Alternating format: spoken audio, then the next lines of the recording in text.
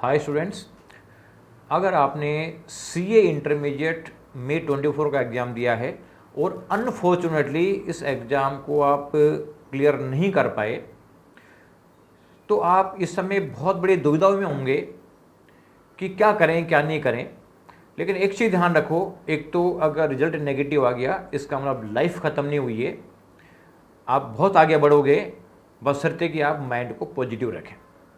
अब आपके पास जो बेसिक क्वेश्चन क्या होगा, एक तो सबसे बड़ा बेसिक क्वेश्चन जो आ रहा है कि मैं सितंबर के एग्जाम दूं या जनवरी के एग्जाम दूं। ये बहुत बड़ा क्वेश्चन है। आयशा ने 4-4 महीने का जो अटेम्प्ट किया है, बच्चों को लग रहा है कि यार ये हमारे लिए फ़ायदेमंद है, लेकिन ये बहुत बड़ा पॉइजन है, क्योंकि बिना किसी प्रिपरेशन के अगर आप एग्जाम में बैठोगे तो रिजल्ट आना बहुत मुश्किल है।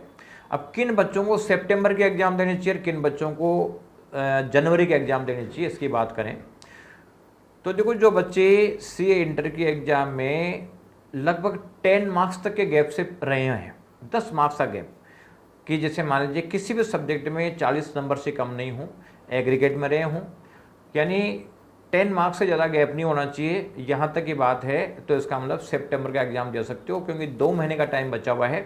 2 महीने में आप रिवीजन करो, मॉक टेस्ट के साथ रिवीजन करो, तो और ढंग से क्लैरिटी होगी और आपका एक शेड्यूल फिक्स हो जाएगा।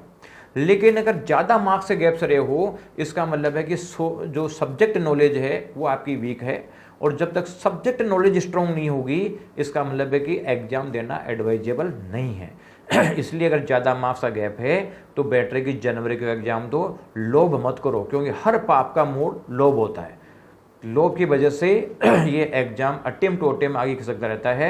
इसलिए सब्जेक्ट नॉलेज कम है, यानी 40 मार्क्स से कम है आपके हर सब्जेक्ट में, तो इसका मतलब है कि फिर जनवरी के एग्जाम दो, अपने सब्जेक्ट को ढंग से प्रिपेयर करो, और प्रिपेयर करके फिर नंबर ऑफ रिवीजन करना, तो वो सब्जेक्ट आपके स्ट्रॉन्ग होंगे। तो एक तो ये आपको ध्यान रखना है कि सितंबर कब देना है और जनवरी कब देना है।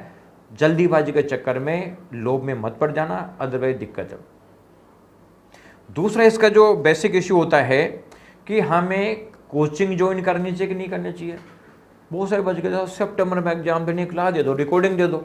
अरे भाई, ये जो 2 महीने का टाइम बचा हुआ है, इसमें तुम 1-2 बार रिवीजन कर लोगे तो ही काफ़ी है। क्लासें लोगे तो रिवीजन हो ही नहीं सकता, तो ये गलती बिल्कुल मत करना।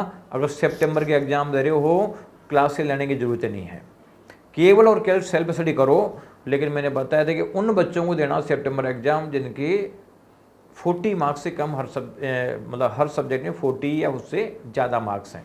अगर इससे कम हैं तो इसका मतलब है कि सितंबर के एग्ज़ाम नहीं देना, आपको जनवरी के एग्ज़ाम दो। और जनवरी के एग्ज़ाम में भी जिनके मार्क्स कम हैं उनको क्लासों की रिक्वायरमेंट है, जिनके मार्क्स बॉर्डर लाइन पे हैं उनको क्लासों की कोई रिक्वायरमेंट नहीं है। लेकिन ये ध्यान रखना, अभी बहुत सारी कोचिंग्स की सेल चालू हो जाएगी, डिस्काउंटेड सेल चालू हो जाएगी, लोभ में मत पड़ना। अगर 5,000 रुपये की क्लास हुई तो इसका मतलब कि आपका तो सारा टाइम वेस्ट हो जाएगा, कोचिंग वाले को तो फ्री पैसा ही मिलेगा, वो तो कमा खाएंगे, लेकिन आपकी दिक्कत आ जाएगी। तो इस चीज़ का ध्यान रखना। 2 बेसिक इश्यू जो मैंने डिस्कस कर लिए, आपको और भी कोई डाउट हो तो वीएसआई की काउंसलिंग पे नंबर बात करके आप बात करो, वहाँ से आपको प्रॉपर गाइडेंस और मिल जाएगी। Thank you.